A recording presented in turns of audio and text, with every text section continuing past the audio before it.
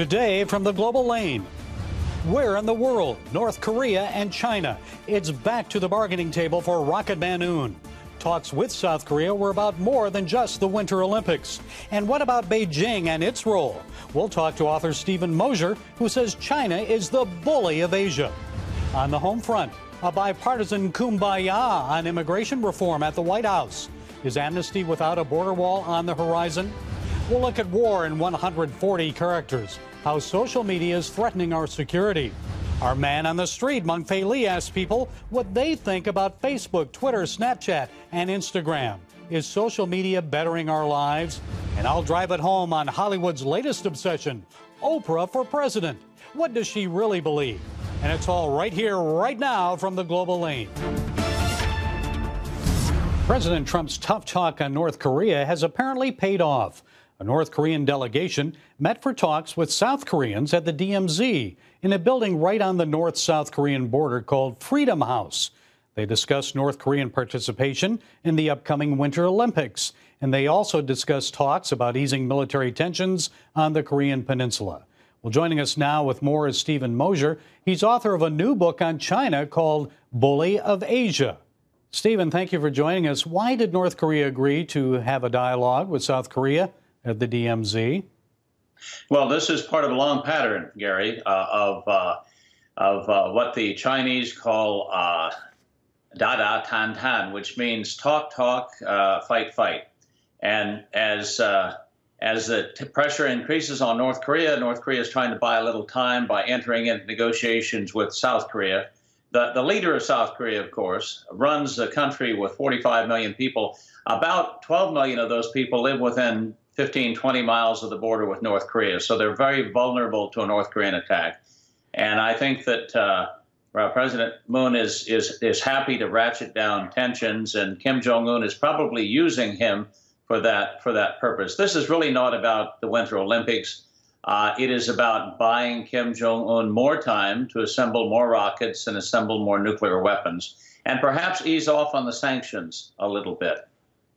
Well, how likely is it, Stephen, that the initial talks will lead to more in-depth talks? Well, there have been talks at Panmunjom on the border there at the demilitarized zone for years. I've been there as well.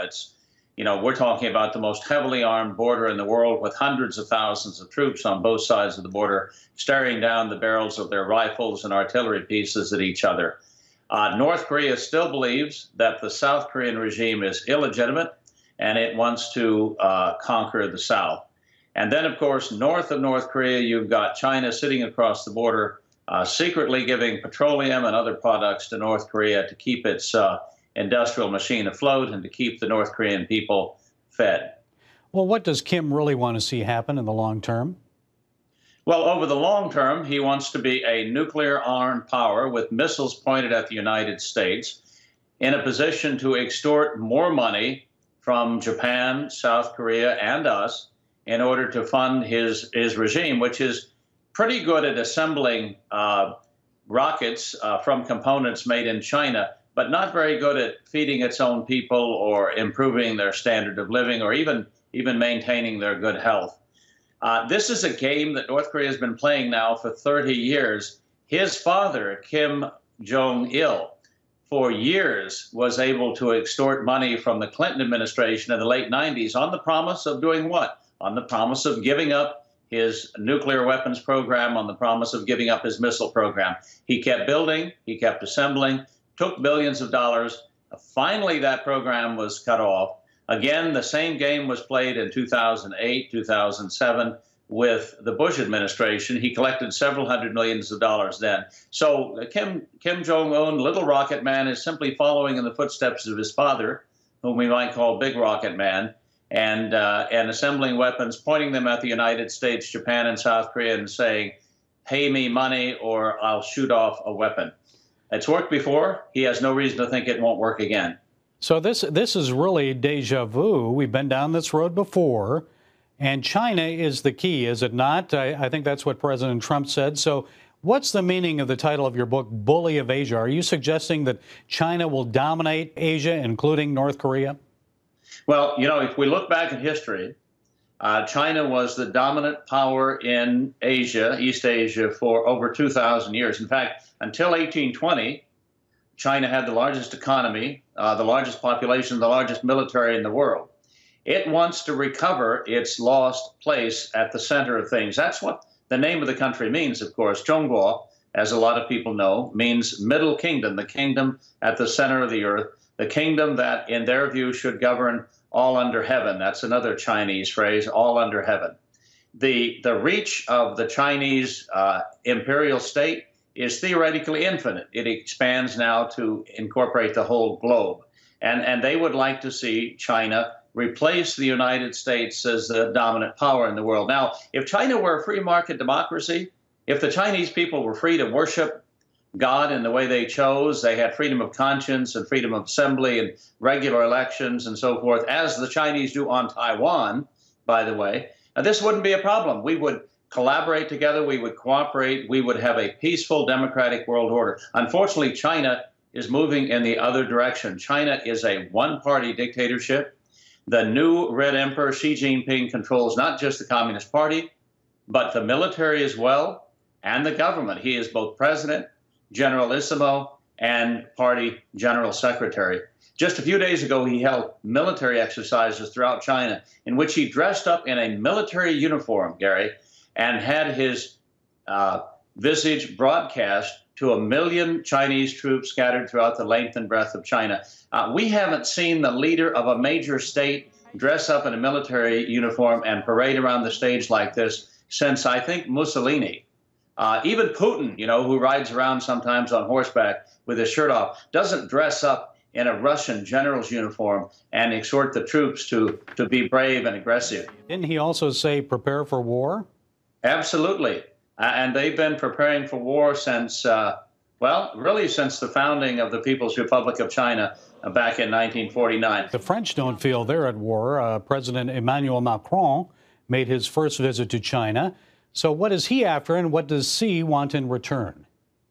Well, what Xi wants through his New Silk Road initiative is to unite the Chinese economy, not just with Central Asia and South Asia, but he wants to drive roads and railroads all the way across Asia, Eurasia, to Europe. You know, there's a weekly train now that leaves from China and arrives in London a week later. So he's trying to draw in all of Eurasia, the largest continent in the world, into the Chinese economic sphere. He wants to reassemble the world economic order and refocus it on China.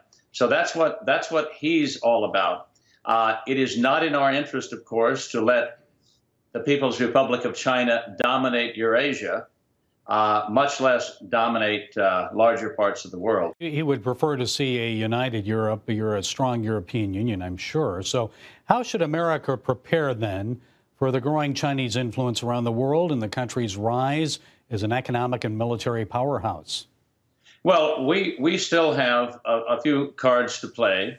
One of those cards, of course, is called Taiwan, where for the first time in 5,000 years of Chinese history, we have Chinese people who have a free market democracy. They've been a democratic government since the mid-90s. If we simply join together with our allies that share our values and institutions and present a kind of united front against Chinese aggression, I think we can contain it.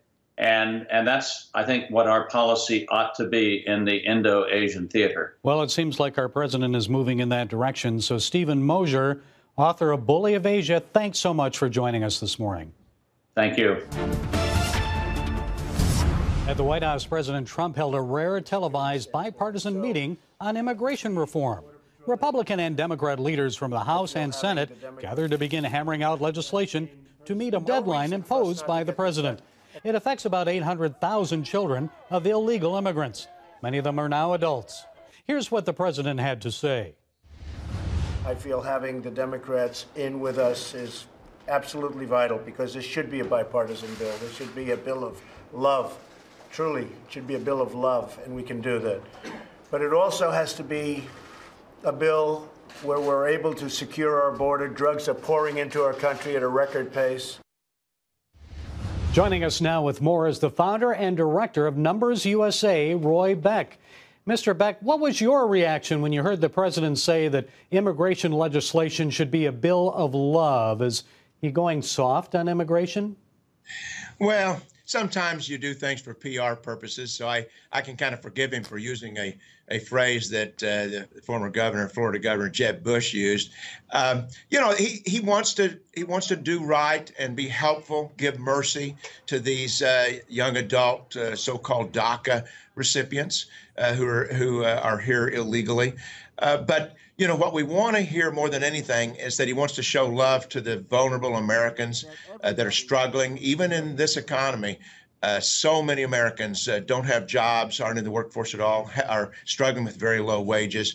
That has to be his top priority. And he says it's his top priority. The things that the White House put out say that his number one priority in immigration policy has to be struggling American workers. And it seems the president's willing to work a deal right away on DACA before negotiating a more comprehensive immigration reform bill. Is he wasting away the leverage he has with the Democrats? We really don't know. I mean, he said some things this week that sounded like he was just basically going to cave and give up the leverage altogether. For example, if he were to give an amnesty to the 800,000 DACA recipients and get in return only border security, for example, well, he would have lost his leverage, because the leverage for there to be enough Democrats to pass a bill in the Senate is they want to get the work permits. They want to get the lifetime work permits and residency for these young adult illegal aliens. He did say that a DACA deal must include border security, yet he did say he'll sign whatever Congress sends him. So does that mean we're heading towards amnesty for illegals, at least for the dreamers without better border security? Well, one thing I think the American people have to adjust to is that the president is dead set on giving an amnesty. This would be the 8th amnesty, by the way. We've had 7 already, starting in 1986. And even Ronald Reagan, right? Yeah, the first one was under Ronald Reagan, and then there were 6 more in the 90s. I mean, not only does the amnesty reward illegal immigration, but the question is, do you set up the country for the next amnesty? In the previous 7 amnesties, those amnesties did not require a verification system, a reliable verification system that would cut off the jobs magnet. The main reason that we have 11 million or more illegal aliens in this country is because they can get jobs. We cannot have yet another amnesty that just sets up for the next amnesty. Let's stop illegal immigration once and for all. So maybe, my organization has endorsed a House bill that actually does include a DACA amnesty. This is the first time we've ever done that. We fought every amnesty since 1996. Is that Bob Goodlatte's bill? Bob Goodlatte from Virginia. It's a compromise. It gives amnesty to these 700,000 DACA recipients, but it immediately, or within 2 years, requires all employers to use E-Verify, cuts off the jobs magnet so we won't have to deal with another amnesty later on, and it ends chain migration. It says that you're no longer going to be able to just keep bringing extended family. And President Trump, even before he was president, when he was campaigning, the wall, the wall, the wall, we need the wall. So I want you to listen to what he said about the wall.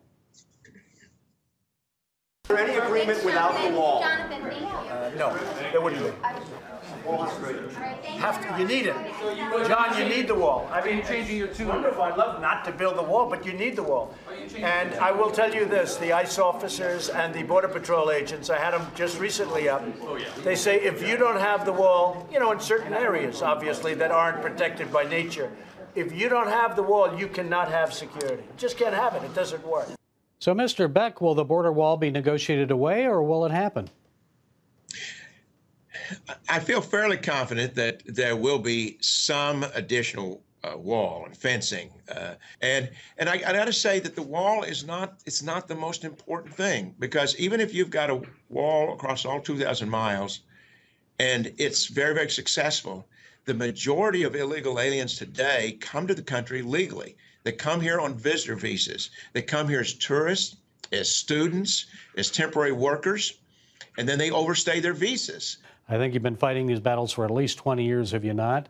So 21 years. Yeah. So now after that White House bipartisan meeting, are we going down the same road as before, amnesty and no real reform here? Because this should be a bipartisan bill. We are on a road that's headed that way. There's a fork in that road, and one of the forks leads down there, and the other fork leads to something that's really new, and that we were promised by candidate Trump and President Trump would be the way he would go. We've got to do everything we can to keep the pressure on the president and particularly on the Republican leaders in Congress to not sell us out again. Okay, he always keeps us guessing, doesn't he? Roy Beck of Numbers USA, thank you so much for your insights. 2018 promises to be a big year for high tech.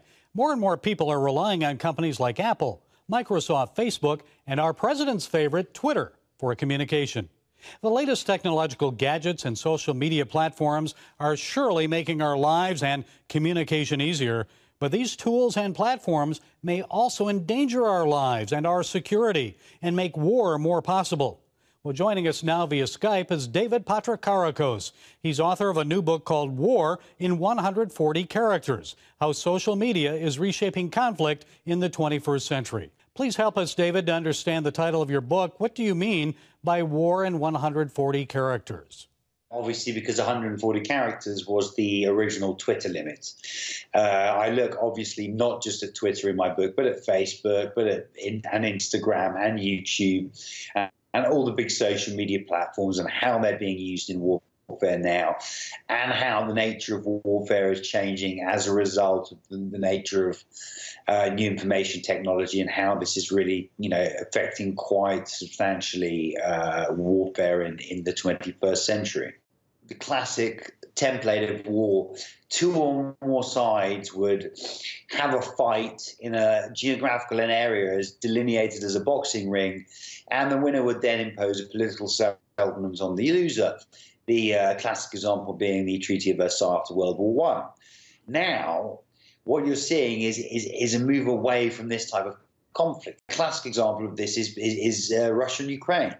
Putin, sent soldiers into tanks into eastern Ukraine to destabilize the country, but he never had any intention of defeating Ukraine, which in the early days, at least, he could have done easily. Rather, what his goal was to destabilize Ukraine. And the way he wants to do this was by getting Eastern Ukrainians to subscribe to a particular narrative. When you're trying to get people to subscribe to a particular narrative, this is a political, not a military goal. It's like when I spoke to UK, British and American soldiers who had fought in Afghanistan, and they said that the goal in the end became not to militarily defeat the Taliban, but to get the local population to stop convince the local population not to join the Taliban. And this is a political, non-military goal. And the same thing you saw in Ukraine. And as a result, social media is vital because, political goals are based on, narratives, convincing people. Well, we've seen that. Have we not seen that right here in the United States with Russian influence over the election? They really had a lot of social media propaganda, should I say, on social media, Facebook, Twitter, and so forth, leading up to our election. Absolutely. I mean, that's in a non-war context, but it's the same principle. President Trump has been criticized for his tweets. I'm sure he sees them as his best means of communicating unfiltered by the mainstream media. So what's the upside and downside of this new era of presidential tweets? I mean, this is the thing. Donald Trump is the first social media president. You could not have Donald Trump without Twitter. A single tweet of his can dominate a news cycle for 24 hours. And the thing about social media platforms is that they're perfect for people like Donald Trump because they reward the sensationalist, the strident, and they are geared away from nuance and depth of argument. So are we now living in an era of superficiality rather than substance? Well, I mean, to a degree we always were, but this has accelerated it, sure, absolutely. And what do we do about it? Look, I mean, I think eventually some change will have to come at the legislative level. I mean, as I say, I have a problem with the term fake news, but at least making people aware of it, how to spot it, how to, what to look for, to understand that just because something is popular doesn't mean it's necessarily good. In fact, obviously, often the inverse is true, that what is sensationalist goes viral. And I think we need to go right into schools, teach social media literacy, and at some point, legislative action is going to have to be taken because social media companies policing themselves is not working. Okay, David Karkos, the author of War in 140 Characters. I'm sure it can be purchased wherever books are sold. God bless you. Thanks for being with us. What do you think about social media? Is it a useful tool for communicating with friends, family, work associates, or an unwelcome evil tearing down the fabric of in-person communication in our society? You remember the telephone and talking face-to-face? Whatever happened to that? Well, we decided to send our man, Meng-Fei Lee, out on the streets to hear what people are saying about it. Here's a question. Do you think social media platforms are dangerous today? I mean, not really, no. So you don't believe that, say, we can start a war just based on using social media? Sure, I think the conversations we have can start a war, but I think those conversations can happen in person. I think social media is powerful and it can be used in a lot of different ways, and I think we just have to be careful about how we use it. I wouldn't say they're so dangerous, but I do think that they kind of cause problems. I would say that's a possibility because you could read it to anything wrong. So, yeah, it depends on the receiver, how they receive the message. So, let's just say someone believes social media platforms today are very dangerous. Now, what are your thoughts on that? They can be dangerous depending on what you put on the social media. Do you think it's so dangerous that we can even start a war just based on social media conversations, exchange, or messages? I don't think so. I think people have common sense and hopefully use that common sense to screen out what they put on that social media. I hate social media. I hate it all. I've never had an Instagram. I deactivated my Facebook. I don't do Twitter. Since you deleted all your social media accounts, now do you believe that someone says social media platforms are dangerous today? No, not necessarily. I think there's some benefits to them. You just have to be a responsible social media user. Well, the last question is, if you deactivate all your social media platforms, and how do you follow our president about his thoughts and his strategies and all those important news? How do you do that? Yeah, because he likes Twitter, right? Like that's his platform. I'm a big fan of like CNN.com, and I watch the news and I let people tell me what's going on. But yeah, I will not be creating a Twitter account for you, Mr. President.